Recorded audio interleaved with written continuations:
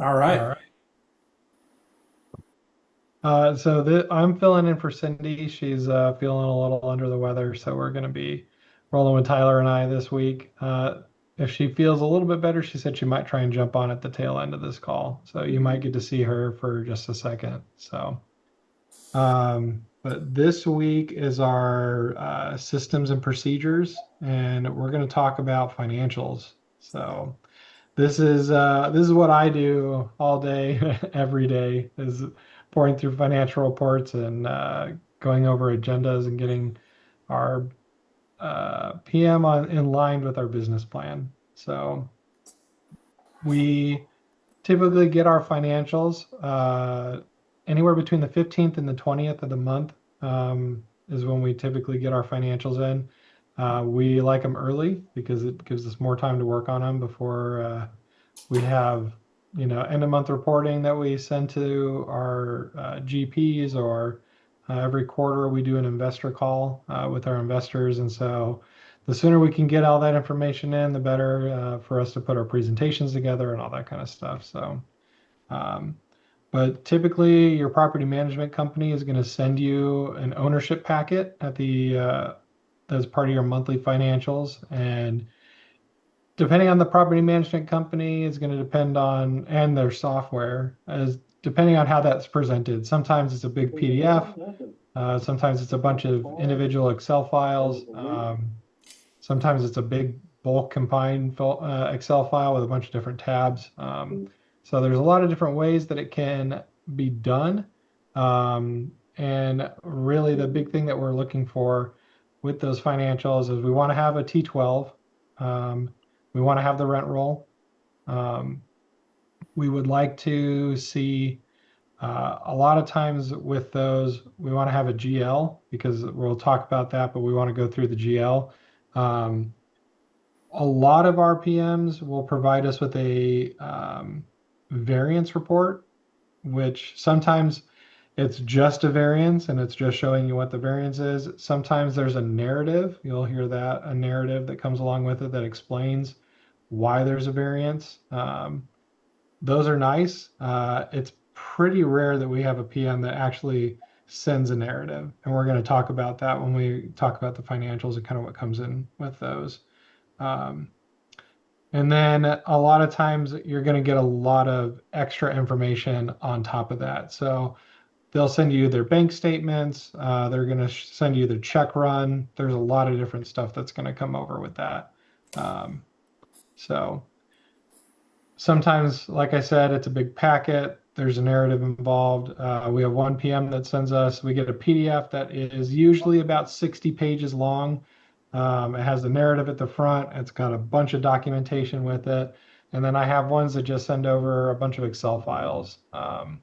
So a lot of it is limited by software. What can their software do, to be perfectly honest? So, but at the end of the day, all the information is pretty similar. And we take that information, we review it because we want to know what happened and where money was spent, what income we received.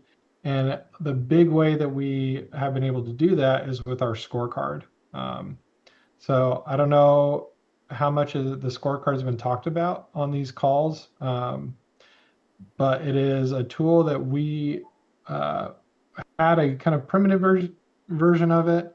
We worked with a guy, Zach Rucker, who helped us really flush it out. I don't even know what version of the scorecard we're on right now with him. And we actually have a meeting with him, I think it's next week, to go over the scorecard again. And we're going to come out with another version of it. So just what works, what doesn't work, what we're using, what we're not using, just trying to optimize that. So I'm actually going to show you a working scorecard that we have right now.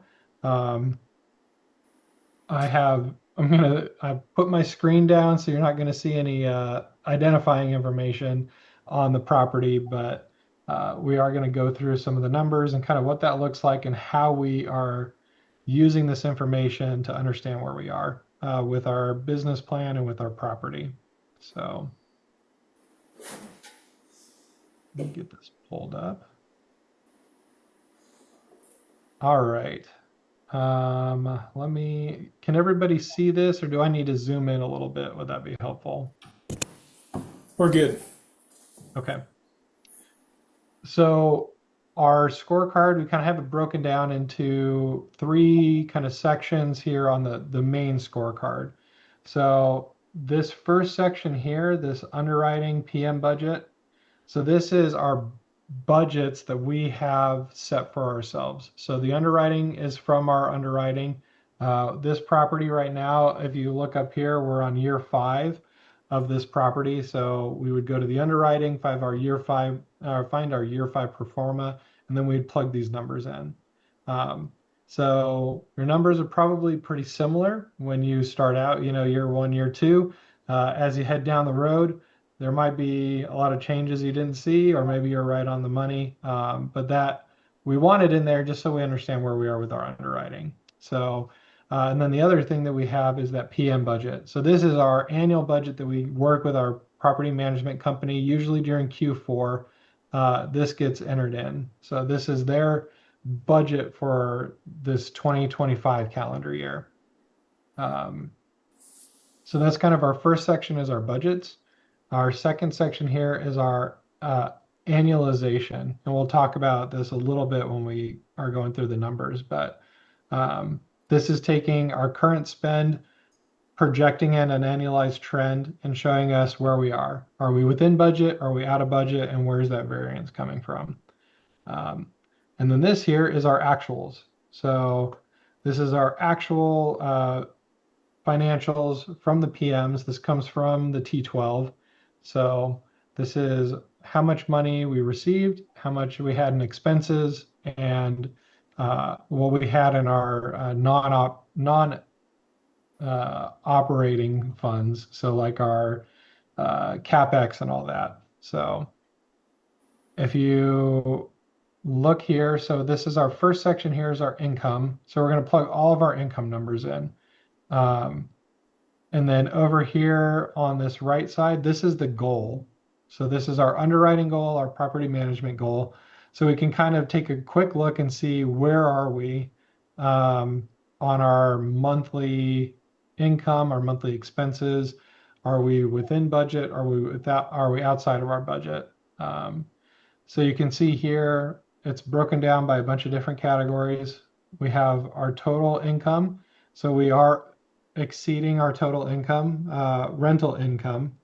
And then if you look here at our total operating income, so this includes our RUBS and our other income, we are exceeding that as well. So we can kind of take a snapshot and see where are we month to month with our goals for our budget. Um, and then we have our expenses. So we have all of our different expense categories broken down. Where are we with the underwriting? Where are we with the property management's budget? Um, and we can kind of quick snapshot our expenses. We were 39,000. Our PM's goal was 41,000. So we're under theirs. We're over our underwriting, but part of that is our property taxes and our insurance have gone up on this property, so that's always going to happen. Those numbers fluctuate, and they always are going to mess with your actuals versus your underwriting. So we go through this. We look at our reserves. We look at our debt service. We have our cash flow after debt services here. Here's our NOI. Kind of lets us see like where are we. We also have this variance that we have built in. So a lot of these are auto calculating. So this is our monthly NOI goal. So this is what we need in our NOI to hit our numbers. And did we hit it or were we short? So you can see most of the time we have hit our goal. We do have some months where we didn't quite hit it. And that's part of where our variance report comes in. And I'll show you how we kind of put that together. Um, so we have our cash flow after debt service that comes in. And then we also have several things we like to calculate and capture. So we have our quarterly cash flow, which is kind of our baseline when we're looking at distributions, is what was our cash flow for the quarter and then we look at how much money did we receive from the PMs and our their distribution to us. Did we have any CapEx funds that we had to pay out of operations, or did that come out of our syndication account? So there's a lot of different things that go into our calculation there, and that's kind of broken down here. We have our income that we received. So this is our cash flow, but how much money did they actually send us? Because sometimes they're paying for those CapEx expenses out of their cash flow. So the cash flow number may be a little bit different. Did we have to send them any money? And then how much money was spent on CapEx? And then that gives us here, when we go to actually do our distribution, what did we distribute? So that we know every quarter what we're distributing. So that's kind of a rough breakdown of this. Like I said, a lot of stuff kind of auto populates in here. Like we have our average monthly rent. That's a rough calculation based off of our gross potential and our loss to lease.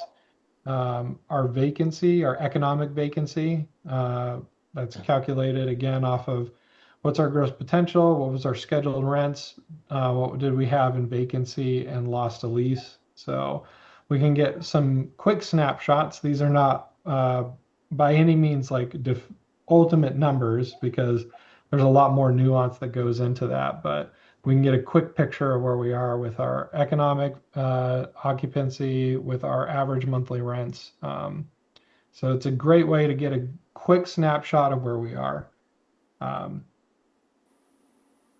So any questions on that? Because we're going to talk about variances and kind of what we do with those. But I know the scorecard, there's a lot that goes into it, honestly. We can and do spend a lot of time on it. I'm sure Tyler has mentioned that we are going to be doing our asset management course starting in February. And we have several days dedicated to the scorecard, going through financials, understanding your variances. So there's a big deep dive that kind of happens on this particular report when we go through that. Okay. So if we have a variance, we have several different steps that we take. So the first one here, if you look, our payroll for, let's take May, for example. Our PM's goal for payroll is 10,000. This month, our payroll, we hit 14,000 on our payroll. So we were $4,000 out of variance with our property management's budget.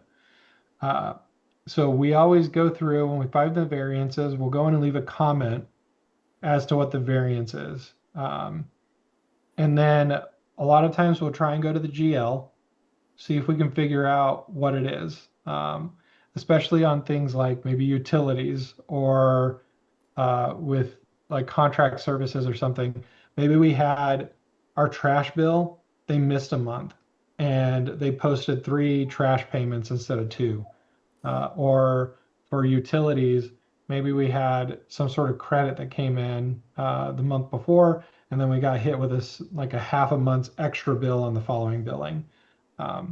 So we try and do some of that legwork, and that all of our findings go into the notes that are in here.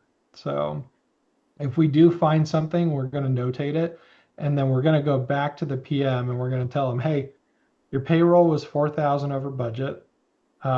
If we found what we think it was, we're going to say like, hey, it looks like you had temp help on that was there for 2 weeks or something like that. And we also, maybe we had bonuses that paid out or something. So we're going to try and identify what we think the problem is. And then we're going to ask them, does this line up? Why did it happen? So let's say if it was our utilities spiked and maybe there wasn't an extra bill, or even if there was, why was there an extra bill? Why did we not pay the bill last month? And then if there is a spike, what have we done to investigate that? So talking about utilities, if our water's spiking, do we have a leak on property? Have we identified that? If we can't see it, have we talked to the city and have them come out and inspect the main? If it's electric, what's going on with the property with our electric? If it's vacant units or spiking, is maintenance going in, doing work? setting the AC to 60 degrees and then forgetting about it and walking away and going to the next unit. And now we've got AC running all day, all night in a unit that is unoccupied. Um, so it's just trying to identify what we can, present our findings to the PM, and then asking them to explain what happened. So talking about here for payroll, we put our note in, and then I'm always going to add another note that says from the PM. And so this is the answer that we got back from them. An adjustment was made for check date 5/8 due to termination letter being received for garnishment. Minimum check was issued. So basically, they had to redo another check. And so we had essentially an extra payroll that showed up. If we have utilities, so like here, sewer and water were both up this month, and they said that the February bill wasn't entered. So the numbers in March were actually March and February. So then we went back and had a conversation with this particular property with our regional to have a conversation with the on-site of making sure their invoices get entered in on time. So sometimes it's identifying a problem on the property. Sometimes it's identifying maybe seeing a miss in our process on the property. So like in this case, they were kind of entering bills when they got them and they thought about them. And it's like, no, when you get the bill, it needs to get entered in a timely fashion because we need to make sure bills get paid in the month they're received. So when we get these, like I said, all this gets put in here and then it goes into an email that goes to the regional. And we ask the regional, like, hey, this is what we found. Can you please review this? Let me know what your findings are on your end. And then those statements come into here. And then sometimes there's a bigger conversation that needs to happen. Sometimes it's just them letting us know. And sometimes we know the answer. Like on one of our properties, we had the line going to one of the boilers broke. And so we had a lot of water and a lot of gas because the hot water heater was running overtime basically. So we had a lot of water and a lot of gas that we knew we were going to lose. So we knew our utilities were going to spike. But we're still going to put it on the variance report. We're going to talk about it. And in this case, we knew what happened, but we also needed to follow up with them because part of the break happened at the main. And so we needed to follow up with the utility provider and ask them to issue a credit because part of it was on our end. There was a burst on our side of the line, but there was a burst on their end that they ended up charging us for. So, so this is a good way for us to kind of keep a check and balance with our finances, understand where our money is, understand where it's going, and then have those conversations with the property management company. So it helps really highlight what we're doing and why we're doing it. So once we get done with, or I guess we can take a break real quick. So does anybody have any questions about variances or kind of that communication with the property management company?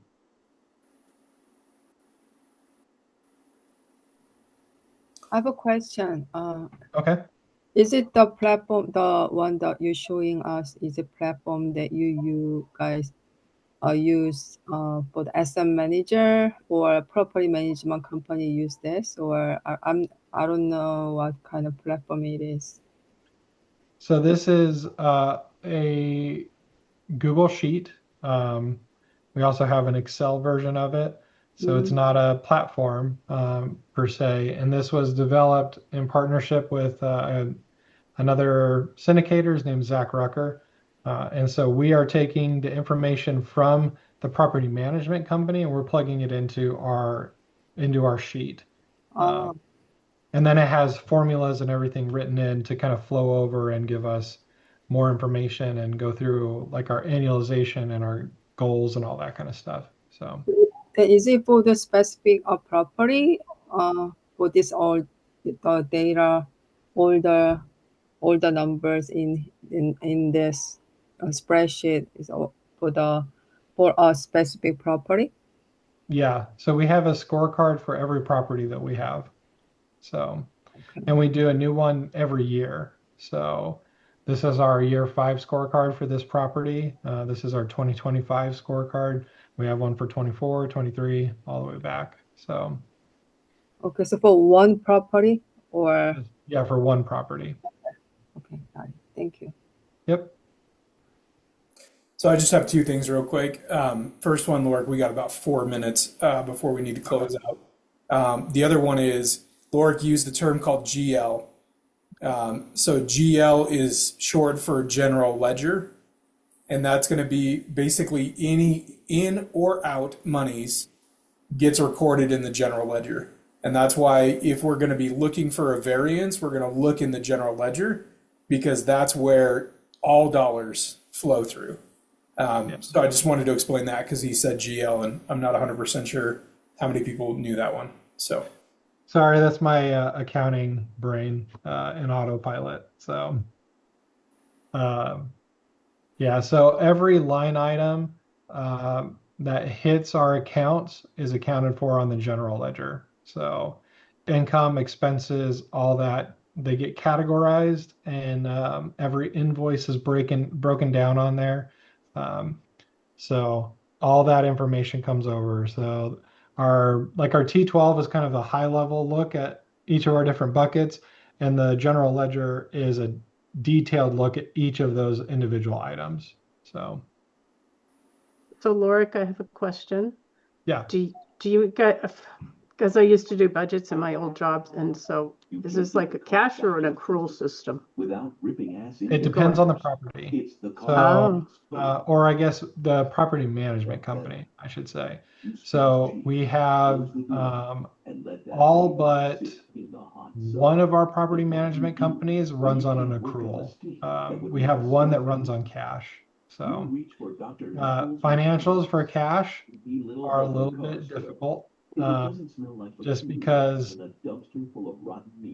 everything hits when it hits. And so sometimes it's hard to get a good picture of what happened in like the month of July, because maybe invoices didn't come in and get paid and stuff until maybe August or September. So, and they don't do accruals on a cash system. So they can't just put the invoice in, even though it hasn't been paid, so that we can kind of capture where we are for, let's say, July.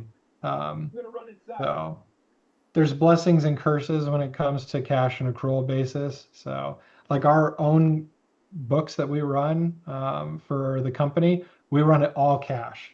But when it comes to the property, honestly, I like it when it runs accrual because it gives me a better snapshot of where we hit for the month. Maybe not necessarily where our cash flow landed 100%, but where our kind of expenses and stuff were. It's a better look on that. So it's all just depending on how you want to look at it. So, And then my other question, do you ever like compare month to the prior year's month expenses to see if there's yeah, changes? when we get ready to do our budgets, so we Okay. start usually looking at doing budgets like end of Q3. We want to have them all finalized by Q4, usually about November or so. But yeah, a lot of times we'll do like month or year over year comparisons and kind of see where we ended up, and kind of what maybe our trends are, especially when it comes to things like utilities or repair costs, especially like during COVID, post COVID, a couple years after COVID, like costs on goods and services fluctuated wildly. So sometimes it was a little bit difficult to kind of nail down what our repair costs were and everything like that. So, but yeah, we have 2 minutes left. So the last thing I want to touch on is CapEx. So when we get the financials, part of what we're going to do is we're going to look at all of our CapEx expenses. So typically your PM is going to have a GL, a general ledger account that is specifically CapEx line items. So almost all of my PMs, there are 7,000 accounts. So every GL gets an account number, and anything that's in a 7,000 account number is usually a CapEx expense. So if you ever get a copy of a GL, with every property management that I've worked with, it's always in that 7,000, which is always at the very tail end of the report. So if you ever wanted to look and see what are they spending on CapEx, if you do get your hands on a copy of their general ledger, If you go down to the bottom, a lot of it is down there. So we are looking at what did we spend it on, and then tracking those expenses. So that's a whole nother report that we have that we probably will talk about at a later date, is our unit tracker. And that's another thing that we go over in our class in pretty heavy detail, is we keep track of all of our capital expenses for every single unit. And it's every item that we capture in that CapEx expense. So our big ticket items, appliances, flooring, countertops, lighting, kind of our big ticket stuff. And then we even have some smaller things that we keep track of. But part of going through the financials is once we get it all on the scorecard, now we're going to the GL and we're going to those CapEx expenses. We're running through those, seeing what was spent, what did we spend it on, and then entering that into our unit tracker. And then the last part of that is the kind of summary of it gets entered on a CapEx overview CapEx tracker that we have on the scorecard. And this is just kind of lump sums to see where we are with our underwriting budget for our CapEx. So how much money do we have left? How much money have we spent on these different buckets? Because in your underwriting, you're going to put in there, we're going to have so much for unit renovations, so much for HVACs, so much for exteriors, and kind of get a look at where we are, kind of the health of our budget when it comes to what we have gathered for our underwriting and for our syndication, and what we can spend, what we have left to spend. So that's very high level, very quick look at finances and the scorecard and how we kind of keep track of those and how we go through those variances and what we're looking at when it comes to our financials. So hopefully that was helpful. We do this every single month. We go through finances and variances. There's kind of a lot that goes into it. So it definitely can take some getting, especially if you don't have like an accounting background or a finance background. So that's part of why we had our class, is we wanted to be able to teach people maybe the stuff they don't know or aren't prepared for, and then also help them understand their financials and what it is when they get maybe an owner's packet, like what's actually in there and what am I supposed to be looking at. So, all right. You did great. Thanks. Okay, thank you. I know it's a lot of information to digest.